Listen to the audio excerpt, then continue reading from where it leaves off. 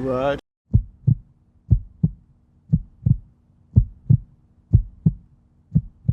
Always into the day I die.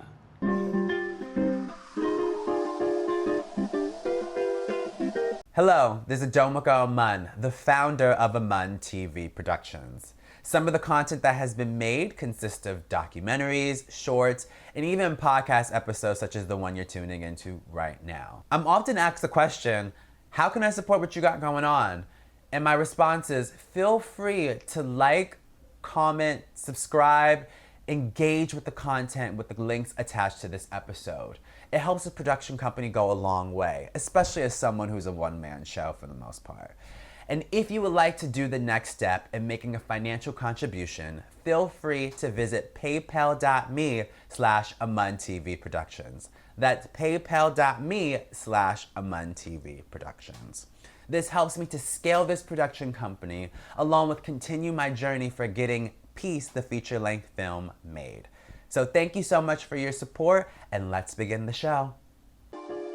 This is Domiko Aman, and you're tuning into the Producing Peace podcast, a show that celebrates the exquisite tastemakers, cultural shakers, and the delicious thrill of curiosity. Because sometimes the most interesting place begins with a question. Today's guest has built a career at the intersection of journalism, film criticism, and documentary storytelling. Originally from Khartoum, he has become a respected voice in the world of cinema with bylines in publication including Variety, the AV Club, BBC, and Backstage Magazine, among many others. Beyond his writing, he has played a significant role in shaping the documentary landscape as a programmer and curator for Newfest and Doc NYC, America's largest documentary film festival. With a keen eye for powerful storytelling, he has helped select documentaries that have gone off to earn the highest recognition in the industry, including Academy Awards.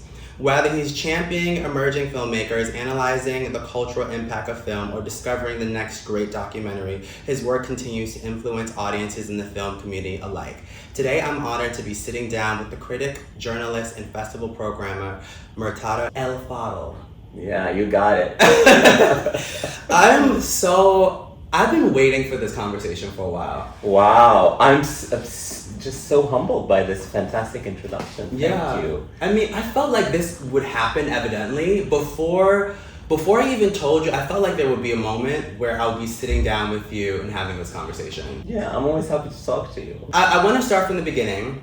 Yeah. Because I did mention that you are from Sudan. Yes. And everyone at this point knows I'm obsessed with Sudan. So I want to start. I didn't know. News to me. So I want to start off with, what is some of your most beautiful memories of Sudan?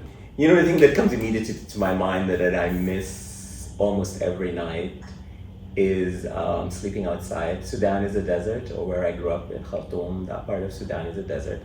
And so because it is hot in the morning but very cool at night, everybody sleeps outside. So you sleep under the sky. And I miss that. I miss sleeping outside. It's a very light cover, and looking up and, seeing the stars, and then once or twice a month you see the moon. I hardly ever see the moon in New York because of these high buildings. Mm-hmm. So I miss that, just the moon, the light of the moon on my face as you're going to sleep. You wake up with the sun, you're outside, you're feeling great. That sounds so romantic.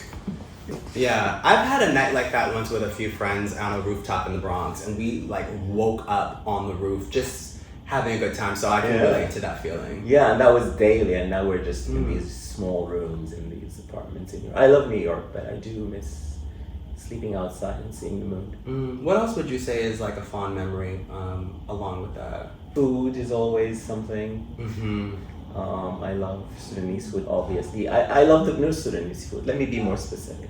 I love the food that I grew up eating. Okay. What would you say some of the foods? Like mullah al-ni'amiyya, which my grandmother used to make every Friday. Mm-hmm. And we would go, and me and all my cousins, and we'd go to my grandma's, and she would make us this mullah. And that is a great memory. Just generally food, people. I miss the streets that are full of sand. I miss al-haboob. I never imagined that I'll miss El Haboob. El Haboob is the sand. What is it called? Help me out here. The sand. Like when like it a tornado. Oh yeah, like sand. a sandstorm. Yes. Sandstorm. Oh my God. There. Sometimes this is me being English being my second language. Sometimes I forget words. Sandstorm. You go to Arizona for that. No. I don't want to go to Arizona. I'm happy in New York. Yeah. I saw my first sandstorm when I was in Arizona last year for the first time, because Arizona is one of my favorite places in America, and it's not a coincidence that I love Arizona, I love Egypt, and if there's ever an opportunity, I'd love to visit Sudan. Yeah, well, let's hope things get better there so you can visit. Inshallah. But there are people, there are people who are going back and forth still from Egypt, but we'll make our way to that. But I then wanted to ask, because of everything, what do you want people to understand about Sudan? I think I just want people to go and read about what's happening in Sudan right now. It is not like other conflicts in the world where you can just explain it in 2 sentences. It's a very complicated conflict that has been going on for a very long time. But I think the thing that I want people to know is that it's not a civil war what's happening there. It's a war against civilians. It's an anti-revolutionary war. The Sudanese generation that came after me, which I have strong admiration for, changed the government and toppled a 30-year dictatorship in 2018 by persevering and demanding democracy, demanding better lives. And they succeeded, and it was a fantastic time of hope. But it only lasted a few months, because then all the neighboring countries and all the imperialist forces don't want a democracy thriving in such a important and strategic place. They want to be able to control the government, and so that people's revolution that they paid for it with their blood and with their hearts was usurped by a military coup of 2 factions. And now these 2 factions, one of them is more legit than the other, because it's the armed forces of Sudan, and maybe they're less violent than the RSF, which are supported by the United Arab Emirates. But they still neither represent the people of Sudan. The people of Sudan are just caught in the middle, trying to survive and trying to hold on to the hope that came from that time. Speaking of that time, one thing that I read about you is that one thing that sparked your interest about New York was subscribing to the New Yorker. Is that out there? And I was like, that is such a beautiful introduction to New York. Yeah. And so what inspired you to start getting subscriptions to the New Yorker, and then how did that shape your upbringing? Yeah, I have to say, I give my parents sort of credit for filling our house with books and magazines, and taking us on trips outside Sudan when me and my sister were kids, and that sort of opened my mind. Where would you go? We would go to Europe, to Egypt. That sort of opened my mind to the world beyond Sudan.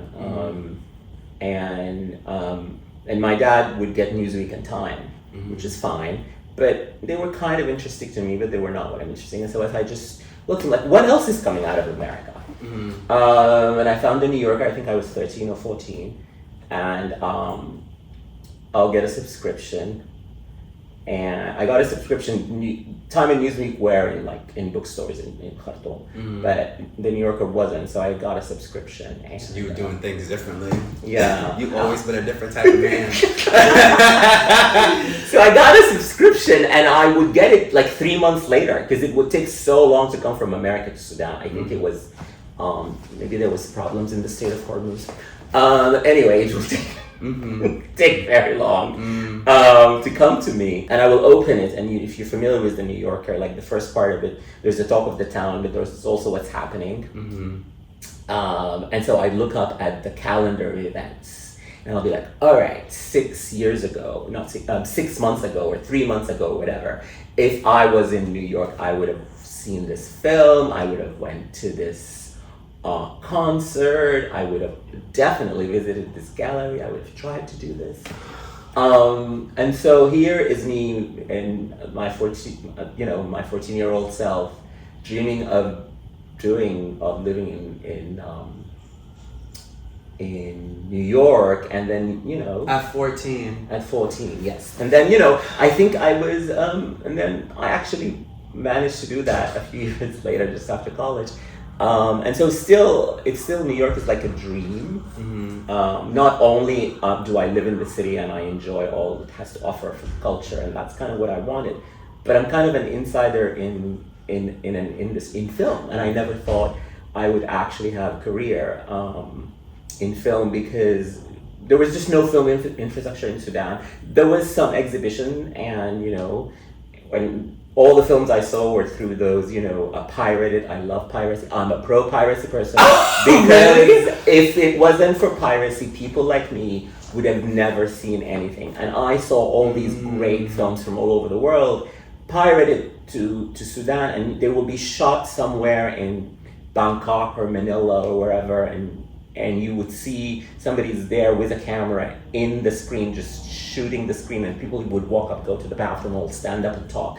But that did not lessen my enjoyment of these masterpieces of international cinema, mostly Hollywood and Egyptian films. But it was a good start, and that opened my mind. And I just never thought that, oh my God, I will be writing about film, I will be programming film festivals, I will be, part of shaping the industry, shaping the opinion and of what gets shown and where it gets shown, and I'm very grateful for that. I still don't believe it, but I wish there was a time machine. I'll go back to that 14-year-old Murtada, and I'll be like, well, guess what?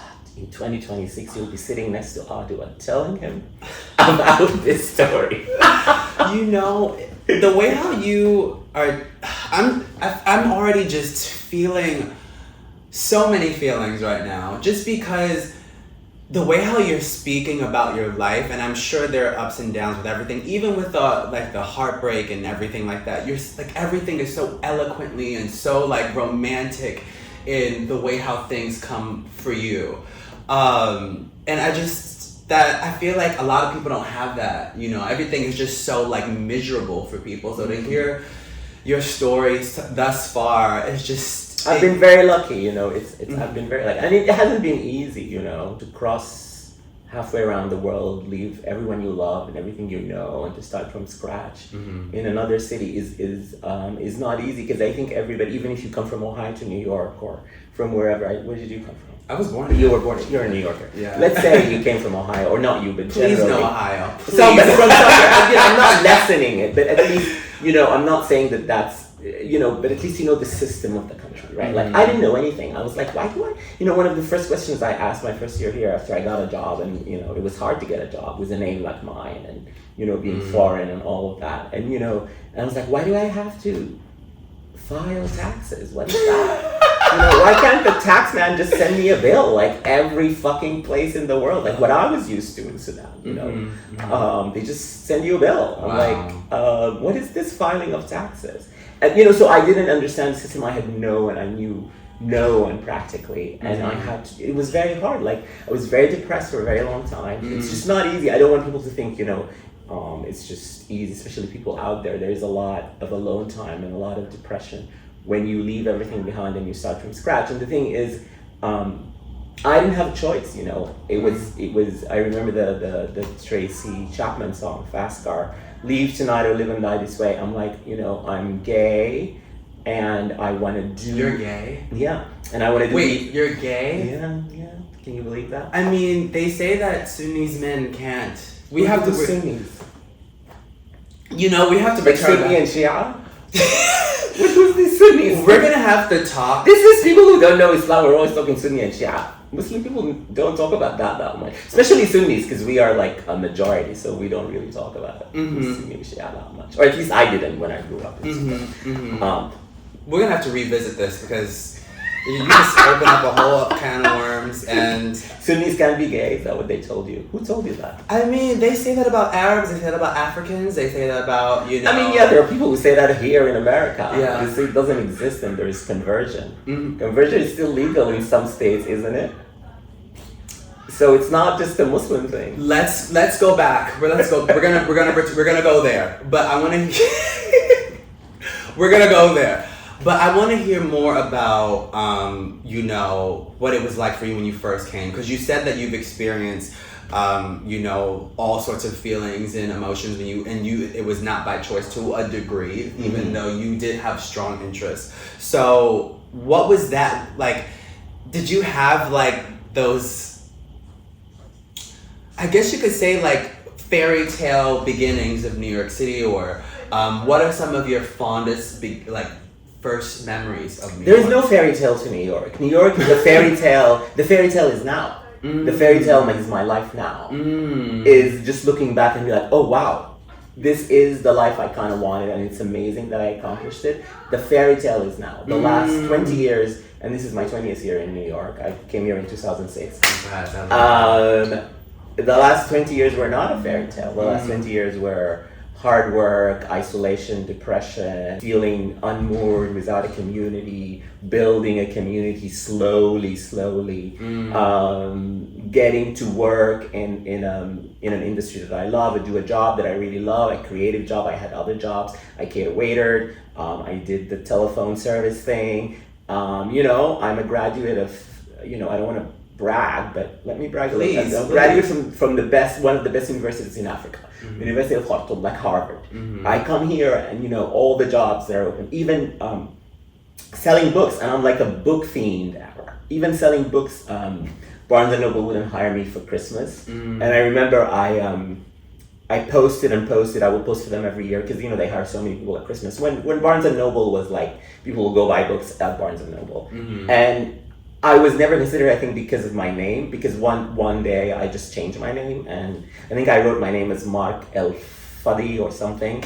I put some vowels. I know English-speaking people love vowels. And I changed my name, my first name, to Mark, and that was the time I was called in for an interview. Wow. I mean, my name, Adomako, I've had a lot of struggle with that, and that's why I always make it a thing to hi, I'm Adomako. So I get it. Yeah. I get it. And so it wasn't easy, but you need to just do it, and you need some luck, a lot of luck. You need a lot of luck, and I sometimes just think I've been very lucky. And then you need just a few people to believe in you, to get to know you and to open some doors. Like my criticism career, there are two people that I owe a lot to Jack Smart, who was who I got to know. He's a writer and journalist, and he worked at the AV Club, and he brought me in to the AV Club. I wrote something for him at Backstage before when he went to the AV Club. He's like, do you want to write for us at the AV Club? I did, and the editor there was Todd Gilchrist, an amazing editor, one of the best editors I ever had. And he left the AV Club and went to Variety. And when he went to Variety, he said he nominated me to the editor of the film review section to be a critic. And that's how I got that job. Wow. And so you need people like this to be like, come.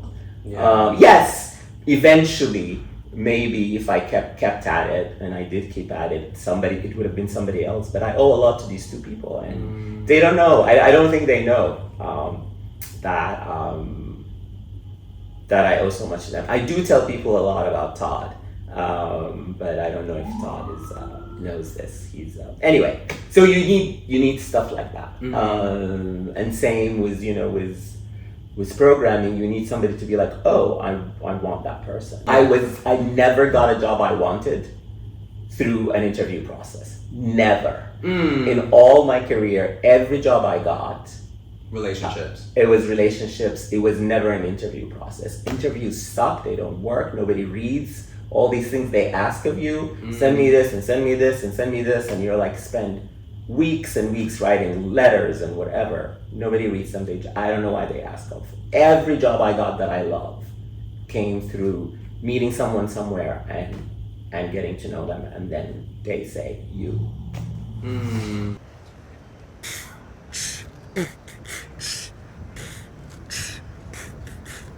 They call me Thug Nasty, uptown fancy. Not a drug dealer, but my flow's as I can be. Got them shaking and shimmy when I spit for the city. Making 5K a week because I'm booked and busy. They wanna see how I ball with all these fraudulent calls. First they wanted to play me, now got these bitches on pause. Yo, chill. Yo, matter of fact, let's just take this back to the crib. Come on. Whatever. That was a clip from the short film piece. If you would like to watch it in full, please feel free to visit the link attached to this episode. Now let's continue on with the show. For me as an artist, I understand that journey. I mean, you're witnessing it right now, and like everything that you're saying makes me feel like, okay, like, you know, because every once in a while, I mean, like, you know, I'm a believer of God, and, you know, I pray every night, and sometimes you just wonder, like, when is the light? When is it gonna arrive? Yeah. But, you know, you mentioned community, and I'm just curious because you, like, was there a Sudanese community when you arrived, or were you alone in that regard too? I was alone in that regard too, and that's I don't know if I want to go into that. A lot of that was by my choice. I felt a lot of homophobia. Okay. From my own family, from people in Sudan, and that sort of closed me to Sudanese, Arab and African communities, and I just sort of didn't want to engage. In my mind was like, if my own family can't accept this part of my life, why would these strangers with the same background do? And so I have some regrets about that, because there are some friends that I didn't keep in touch with, and some other people that I value, that that isolation that I, you know, sort of put myself in. I regret that, because years later when I reconnected with them, it seemed that they would have been open to accepting me as I am. But you know, when your own mother is not into that part, then you just sort of get something, and, you know, I just said too much now. All right, let's move on. It's not a therapy session. You're not my therapist. Well, I'm not trying to be. Listen, no, I know. Too many people. I'm just joking. I know, of course. I'm the one who just blaps things out. I mean, you know, this is a safe space. I'm very curious about you, and that's what this is all about today. This is very intentional, and you know, a lot of people are gonna see this and seek inspiration and refuge. And one thing that I wanted to mention. And I don't want to speak out of term. I don't want to like sound offensive. I don't want to whatever. But I, to a degree, look at you as like the king of Sudan in a way. Just because I feel like you. One thing I realized is that the community is really small. It's only 2,000 Sudanese people living in New York City. Everyone always knows you. Yeah. And you know, you are.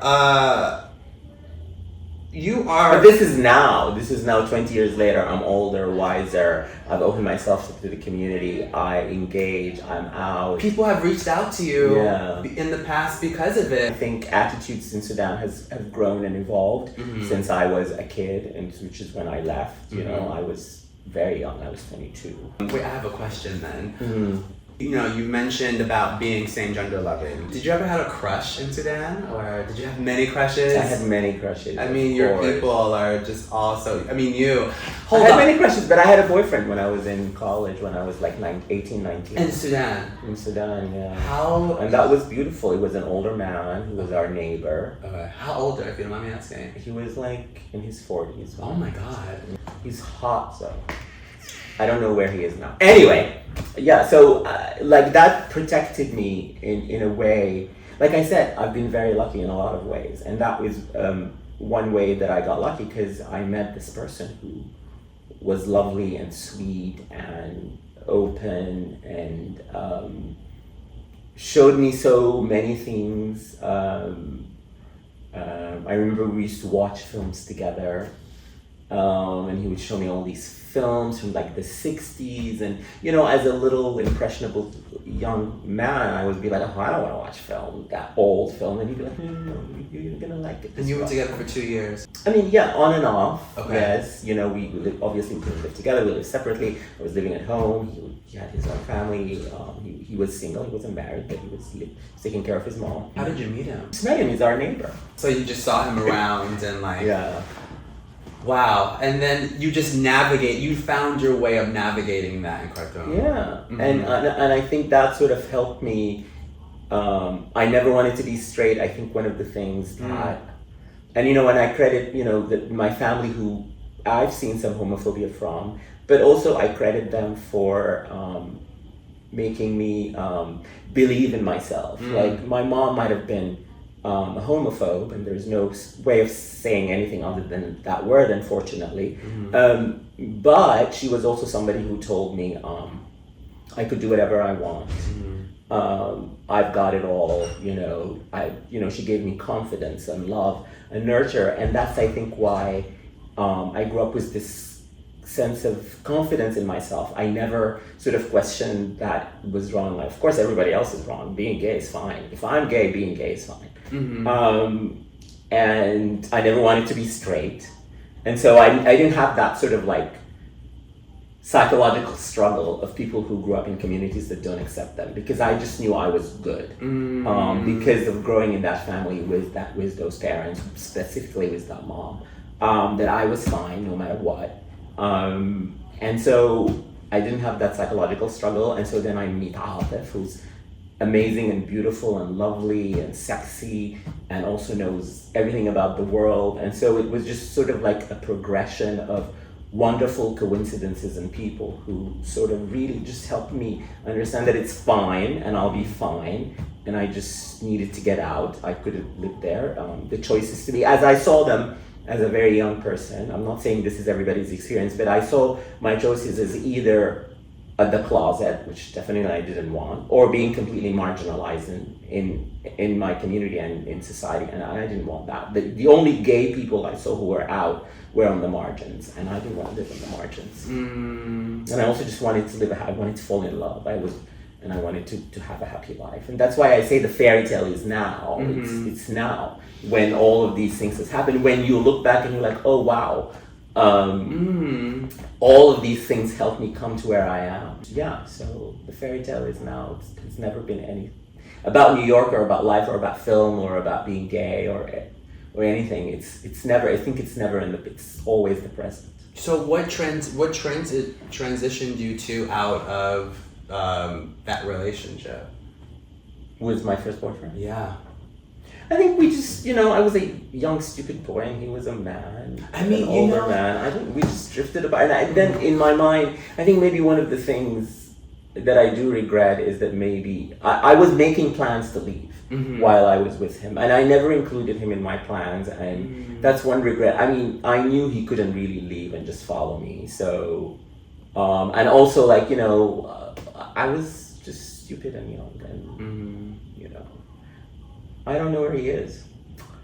But anyway, I hope he's happy, and I hope he knows that I think about him often, and that I'm very grateful for having met him. God bless him. One thing that you also said that, and I think this is the reason why I connect with you so much, is because my mother was the same way.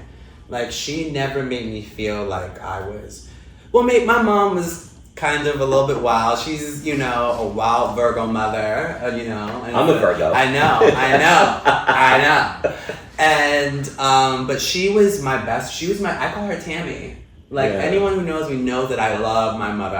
My mom is my first best friend. And, I think that, like, when you have parents who look at you and see themselves and realize that they need to protect it, that's special. And so, yeah, I think that's why, like, for me, I've never felt like I was doing anything wrong. I mean, but I think the difference between you and I is that, like, I've wanted to be a lesbian I didn't want to be straight, but I wanted to be a lesbian. But life is not working out that way. So. Yeah, there's still time. I mean, maybe, I'm not, possibilities are endless, that's what I say. Yeah. But you mentioned too that you and this partner of yours in the past would watch a lot of movies. Do you have any like standalone films that changed you? Oh my God, there is a 1966 film, Camelot. It's a musical with Vanessa Redgrave and Richard Harris about the Camelot, what do you call it, story, and he's King Richard and she's Guinevere. And I remember this is, you know, one of the movies we saw together, and they do get married in the film, and he's like, if I ever get married, I would want to wear something like the tunic that Richard Harris is wearing. And I'm like, and I remember that because I'm like, oh, can we get married? Because in my mind, our relationship was doomed. It was going to end someday because we were gay. Wow. Whatever, you know, that tragic mind of the young person. And then that was, I remember it because that was when it first sort of like opened up the possibility that marriage might be something in my future. That movie. Yeah, and it is. God bless you. You know, I've always thought, I mean, I haven't had it, and I still look for it, but I've never felt like a gay relationship was a doomed one. Like, I've always felt like there was a possibility of marriage and kids, and well, I'm older than you, so... Well, listen, there's... Marriage equality, how old were you when marriage equality came? So it's just I think it's just years. That happened in 2015. When marriage equality happened in... But there were like things that happened before that. I would say around 2007, 2008, there was Hawaii, and there was like, I don't know, Europe started acknowledging it. Mm-hmm. So anybody who grew up in the 2000s, it kind of has a different I think, I don't know. I mean, but also too, just keep in mind too, that I also grew up in a like half, because my father's West African. Mm-hmm. And then like I spent a lot of time in Africa. And the people that, and also too, as someone of like who is marginalized, and you see what it's like as a Black gay American, mm-hmm. like I think a lot of people don't see faith in that. I think that mm-hmm. people just think that we're just here to have a good time and that's all it's about. But I've always felt like, and sometimes I feel like I'm a unicorn where I'm like, damn, am I the only one who's left believing that love is possible? But you know, I always tell you this, I'm like, possibilities are truly endless. I also want to touch into like, how did you first get involved with New Fest, and why does that work mean so much? Because that's how we met. Yeah, I love New Fest. Mm-hmm. Again, somebody, they invited me to be on the jury. I was sort of started my journalistic career, and I was writing about film, and they asked me to be on the jury for international film, and then the next year they asked me to be on the screening committee to screen films and that, and then they asked me to be a programmer, and I have to credit New Fest of sort of like for that opportunity to be because there was the first. I wasn't even thinking of programming. You know, they were the first people, and that's Nick at New Fest mm-hmm. who sort of said, "Oh, do you want to program for work? Come work with us." And you know, it's because I've done work for them before, a screening committee, and screening committee is kind of like programming. You know, you watch the films, you write something about them, and did some interviews with filmmakers and online panels and whatever, and so they saw me on the job so that I could do the job, but I didn't think about it. And then I went there, and from there I went to Doc NYC, and Doc NYC really opened the world of documentary for me. It's a huge doc festival. It's very well respected all over the world, and that sort of opened the whole international documentary sphere. And through Doc NYC, I managed to make relationships in other festivals and travel for a lot of these documentary festivals. And be a part of some of their legacy of becoming Oscar-winning films. Yeah. Like, how does that make you feel? Like, oh, I was part of that journey. You know, it's like a different mechanism of the film industry. I mean, I never think that I was part of any film's Oscar journey, because the reality of the industry is that the films that win the Oscars have just such a huge machine behind them.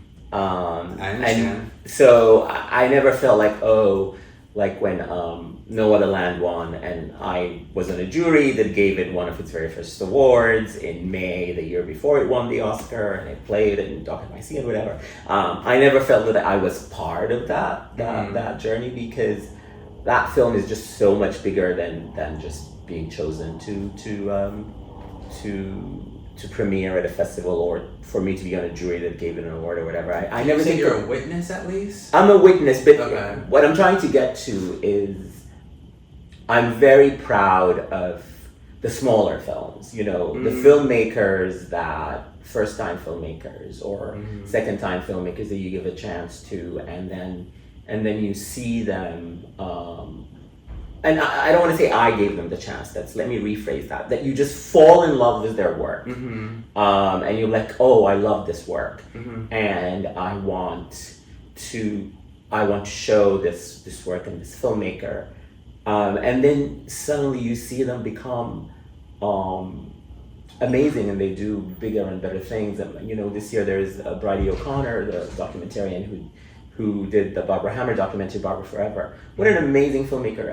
I love her work so much. I saw a short she did about Barbara Hammer 4 or 5 years ago. I can't remember how long now. I played it at New Fest, and I just knew that she was going places, and here she is. One of the biggest documentaries of the year. It's won awards at Sundance, and it's gonna get released, executive produced by Kristen Stewart. Go watch Barbara Forever. This is somebody, this is what makes me happy. This is the journey of I was a very small part of this person's journey. And just to see her be so in her element and accomplish this amazing film. And I just look back and I'm like, oh, I saw the promise of this in that short that she made, and that's just one example of film that it's coming out soon, so people should go watch it. But there is a lot of people, and there's people like you who I'm still waiting for their second film. I'm like, what's happening, people? It's been a journey, and I'm doing what I can, but I'm so glad that my film was peace for people who haven't gotten the chance to, or I'm sure people know that I've worked on that film, but that film introduced me to you, and I remember I have vivid moments of memory with you, and I'm really good at remembering people's houses. I don't remember you because we have photos together days after, so I always think that's the first day, but it wasn't. And I just remember when I first saw you, it was on the ads for New Fest. And I was like, he is giving a super mask right now. Because you're standing in a black t-shirt. They made me wear those black t-shirts. I didn't want to wear a black t-shirt. I remember you telling me. I was like, okay. And then I never wear black. Well, I'm the same. I'm the same way too. You. This outfit's inspired by you. Yeah. I love the color. It's great. This outfit is inspired by you because I looked at a photo of you at the New Fest red carpet, and you had on a velvet. Oh, blazer. The velvet blue blazer. Yeah. Oh, I love that one. And so I was like, I'm gonna. That was one of my, it's my favorite. So do you approve? I approve. You look amazing. I told you this already before we put this thing on to record. You look fantastic. I like the new hair, everything. Thank you. I mean, I wanted to get dressed up and have this. I also dressed up for you. I'm like, I need a color and I'm matching all for you. Yeah. I'm always. I mean, but I'm so glad to know you and to. Me too. Yeah. I love you. You're amazing. I love you too. And I feel. Okay, let's close this thing now. I mean, because my whole thing too is that when I also started. I don't want to go off tangent because I can easily go on tangent because the next thing I wanted to know more about is you being a part of New Fest is you also advocating for LGBT rights and things like that. Why is that important to you? I mean we talked a lot about community. The best thing about New Fest is the community of these New York filmmakers from all over the world, and the audiences. There's those two coming together. This is why I keep coming back to New Fest every year. I love the community. I love the conversation that the films that we program starts. I love to be in the background of these screenings and panels and just sort of watch it all come together, watch people. Very proud to see so many of these filmmakers make new films, collaborate with each other, or somebody who's in the audience who wants to be a filmmaker. That has also happened. People in the audience who just come up and tell you they love the film or they love the program or whatever, and then a few years later they have a film that they want to submit, and that's really wonderful.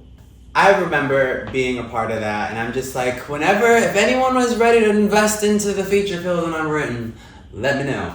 But there's always so much beauty in those sort of spaces, and I remember being a part of New Fest, and it was such a beautiful experience. But I do remember as well, you said, and I'm quoting you. Oh my God, quoting. Yeah, because when you said this, and this is the reason why we're friends, is because of things you say like this. You said, I was trying to be judicious about what I watch and only looking for things that bring pockets of joy. You said this in a review for a TV show. And do you still feel that way? Because I feel like I go back and forth with you on this sometimes. And I'm like, I don't want to see anything that doesn't do this or that, and so we go back and forth, but we always come to the same place. And so for me, I'm all about like having things that are digestible, that's like good for the soul, and not things that like break me down. And so I'm curious if you still feel that way. It's different, right? I think like when you look at something like New Fest or Doc NYC, the whole program should be coherent. Not every single film should bring joy or should do or should shine a light about a particular topic, but as long as you have a mix that brings joy, that provokes conversation, that make people have fun, make people sad, make people learn about something. As long as you have a good mix and a coherent program that is expansive and broad, but also specific about different queer, for New Fest particularly, about different queer experiences from all over the world. Some are joyful, some are not. Not everything's going to be joyful, but it's in the mix, I say. But then the joy comes from the community. The joy comes from the community, from the spaces, from the, where you show the film, how you show it, who you invite to come, who you open the doors for. I think now what I would say about that is to just, especially in queer spaces, they should be inclusive and open to anyone who's queer or who is questioning or whatever, because that's the thing. I hate a list. I hate a man at the door telling me I can't enter, especially into queer spaces. And unfortunately, that happens a lot. Yeah. So I agree. I think that we should be more inclusive, not just by your body type, not by your skin complexion, not by your ethnicity. It should, if we're trying to tell a story, that we should all be uplifting one another. And I think that we still have some work to do, but I think that, a work in progress is always a good thing, so. Have you heard of Wonder? If not, let me put you onto some game real quick. Wonder is basically the food hall for the digital age, which means if you and I go out or dine in and you want Chinese and I want Mediterranean, we can have it. If our homegirl over here wants Italian and then our homie over here wants Indian, we can cross-pollinate, okay? Download the app today to find the nearest location to you and use my promo code ADOMAKO280 to get $15 off your first 2 meals. That's ADOMAKO 280 to get $15 off your first 2 meals on me. Because why not share the love? Now let's get back to the show. Like I said before, I recognize who I'm sitting with right now. I'm sitting with someone who is, you're the first out of so many things. I was telling you about that. Do you ever think about that? The fact that, first of what? There's a small Sudanese community here. And I'm sorry to have to continue to bring it back to that. But, we live in a city, a metropolis of 10 million people. There's only 2,000, at best, Sudanese people here. And with that, there are people who are looking towards different people, and they're looking at you. they're looking at you for your I accolade. don't know until you told me, and that's very humbling to hear. But that's you don't think of that. I'm just trying to live my life, trying to live my life with purpose, with honesty, with openness.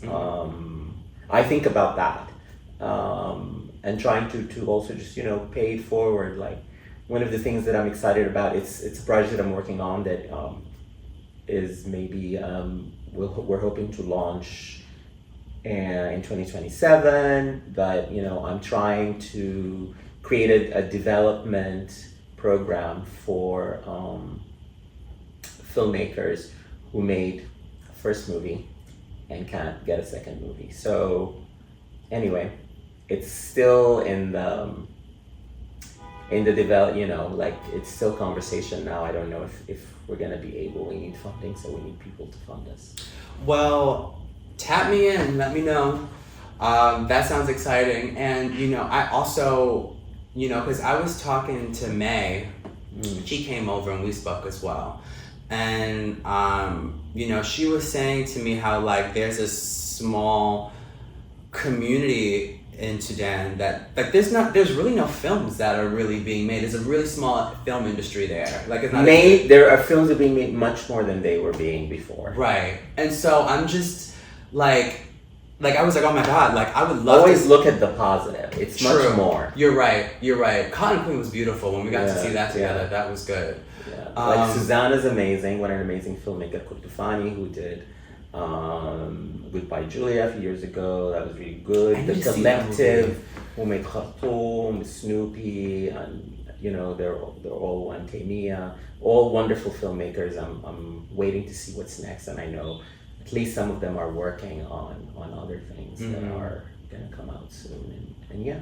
You need to let me know some of those pirated sites so I can watch these. Well, this was when I was back in Sudan, the piracy. Now they still exist. I know they exist, but now I have access to everything. I don't need Fair. Well, send them my way then, because I need this. This is food. This is fuel. Yeah, it's so like literally when I was a kid, I would have cut off my left arm and given it to watch like the latest movie that was opening in New York the same night or whatever. And so piracy was quite literally like a raft that saved me because I could watch everything. Those movies were never going to open in Sudan. I would have never have been able to watch all the films that I watched that made me fall in love with cinema. There were films, I'm not saying Sudan had good exhibition at that time, and there were films, there were Hollywood, Bollywood films and Egyptian movies on TV and Egyptian TV series, and that was my first love, those dramatic, melodramatic Egyptian series. Like, to this day, I love Egyptian film, and I love Egyptian film of the 80s and the 70s and the 60s and the 50s, the olden Egyptian days, the melodramas, the musicals, all of that stuff is like, I go back to it. And it's a progression, those films are the first I fell in love with when I first moved to New York. I was sort of entrapped by Pedro Almodovar, who also plays in the same sort of language, the colors, the vivid colors, the big emotions. So that was, oh my God, they do it in Spain too. And then you see other people, and then your taste expands. And yeah, it's so I owe a lot to those pirating movies. Wow. And you know what? Like, I have friends who do the same thing in Egypt just because, like, there are certain LGBT films they can't watch out there. Totally. And so they watch it through the pirating sites. So, but you mentioned that you get everything sent to you, which I wish, someday. Not sent to me. I do get some access. stuff, but I have access. I get invited to things. But that festival stuff. But like one that. reason of that, one reason why that happens is because you are a film critic. And so I'm curious, because people argue back and forth about this. Why do you feel like film critics are important? Well, criticism is an art.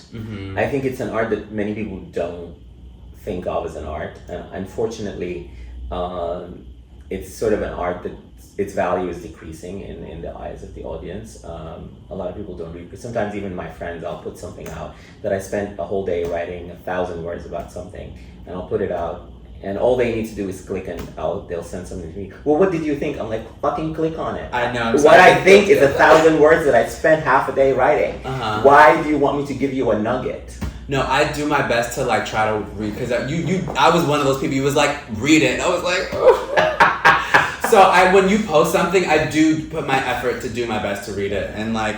Especially because you're and athletic. criticism shapes opinion, Mm-hmm. and I think helps people appreciate cinema, and helps, hopefully, if it's done right, it does more than shape opinion. It sort of shapes taste. I know tastemaker is like a word that's lost all its meaning because people use it for everything now. But really, you know, what made me fall in love with movies when I was a young person is I would watch stuff and then I would go read about it.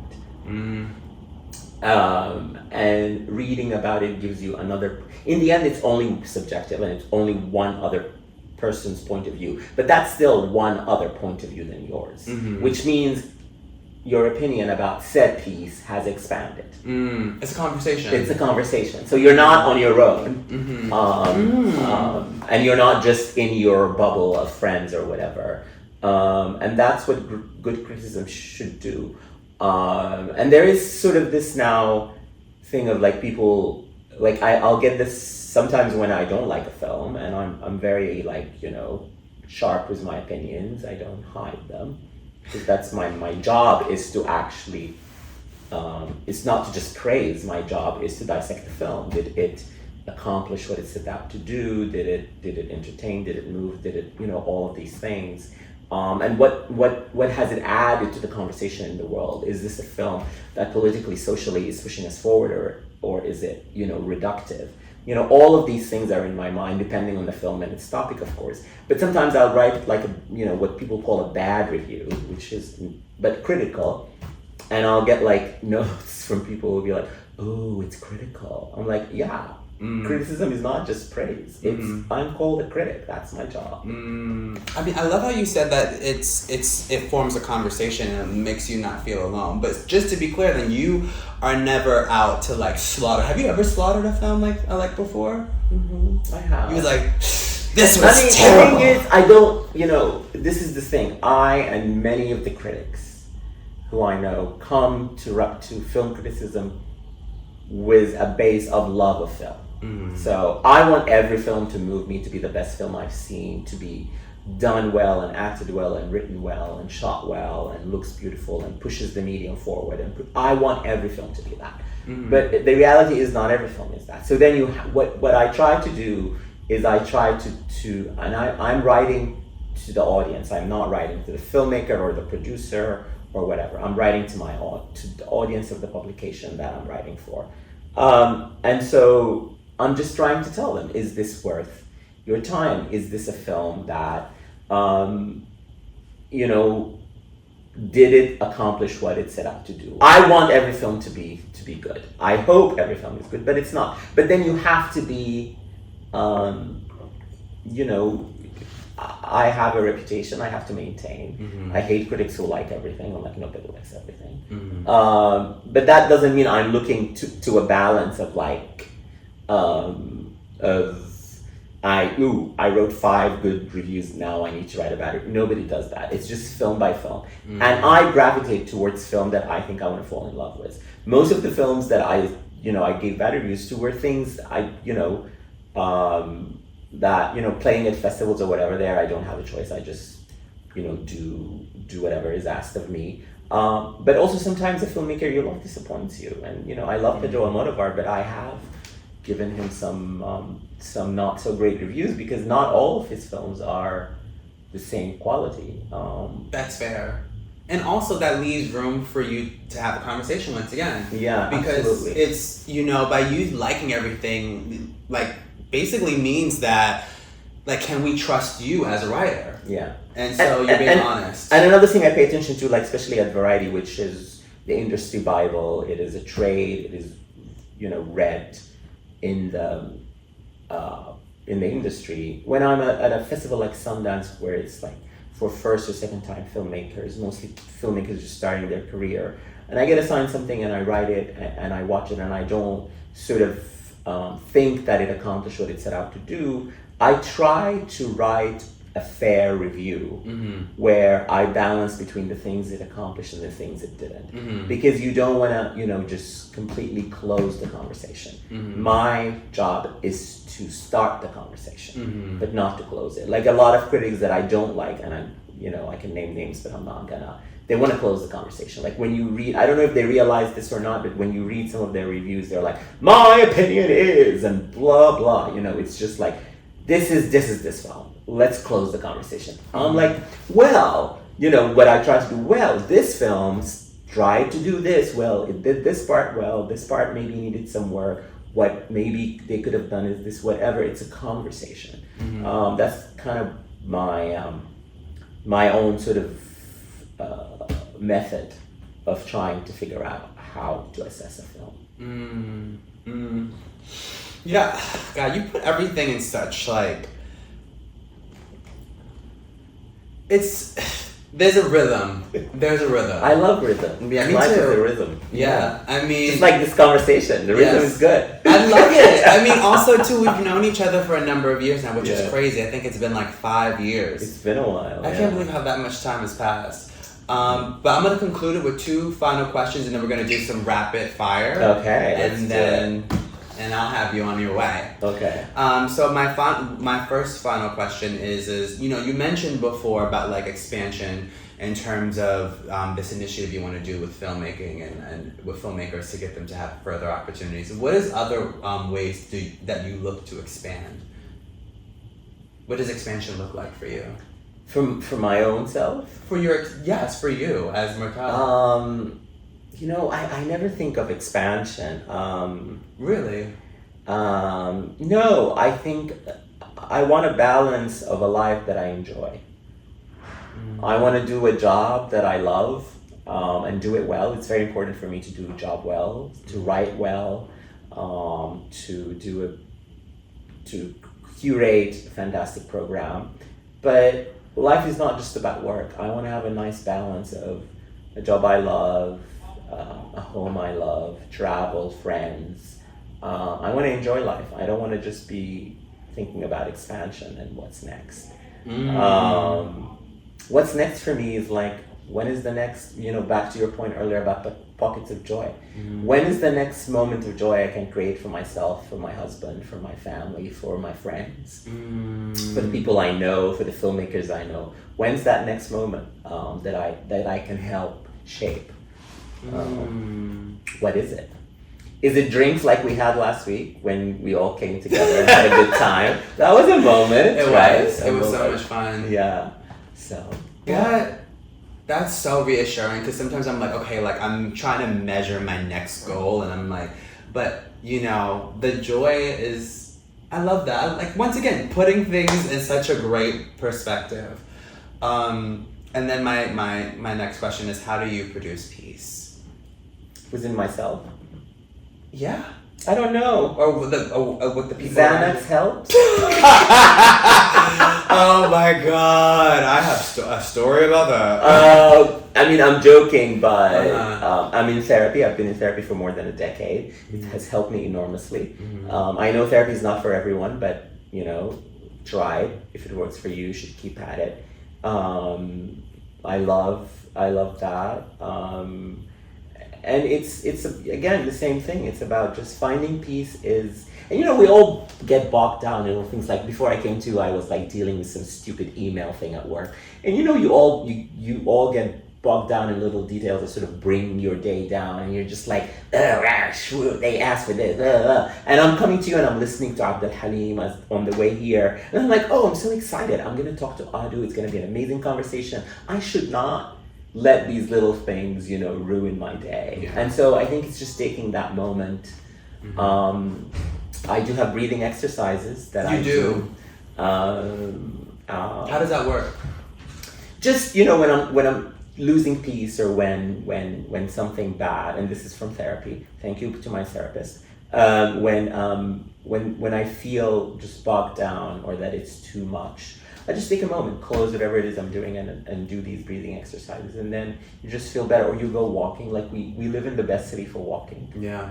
Just walk. I mean, the weather has been so lovely these past few days. I mean, we had some rain, but And some overall fires. it's been, and fires and whatever, but overall it's been a good summer. Yeah, true. In New York. So just walk and enjoy life, look around, talk to people, meet your friends, meet the people, see the people you love, because in the end, time is the one thing that we can't control. And my mom just passed away, and God bless her. My condolences. thank you. And I feel at peace with that because I managed to spend a lot of time with her in the last few years, and that has brought me this peace that I'm feeling. And so, if you ask me how to bring peace, is spend time with the people you love and don't take them for granted, and tell them you love them, and that's peace. I love that. Yeah, spend time with the people you love.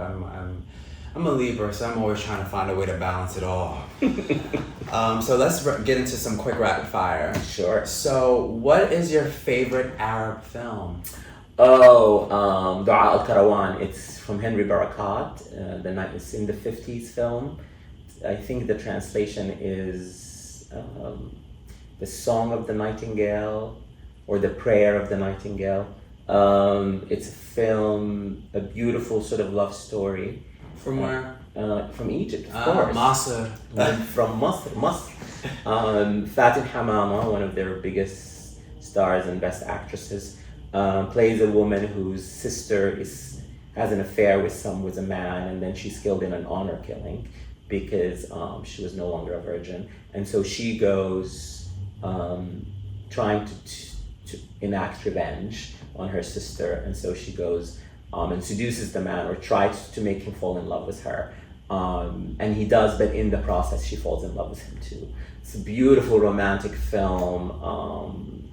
Just go watch it. I think it's on YouTube. What? You can Yes. watch it right now. Yeah, I'm low-key asking you these questions. I'm gonna go home and be like, so Murtada, so this is what is your favorite American film? My favorite American film? So many. America does a lot of movies. Well, we'll keep it with love and women. Let's say Carol from Todd Haynes, the queer romance from 2015. With Kate Blanchett and Rooney Mara falling in love. You love Kate Blanchett. I do. I knew it. I was like, who's your favorite American actress? I knew. Well, she's not American, but she's my favorite. Yeah, true. Yeah, I mean, she's Western, whatever. But I was she works in America. Yeah. Why do you love her so much? She's a great actress. She's amazing. She's an actress who uses all her body to tell stories. She uses the gesture, she uses the voice, she uses the line of her body in a frame to tell you the emotional lives of these women who are always sort of just losing it. Like if you look at all her characters, they're always just on the verge of losing it all, losing their their peace, their stability, whatever it is, but they bring it back. They're always in emotional turmoil. She's so good at showing you.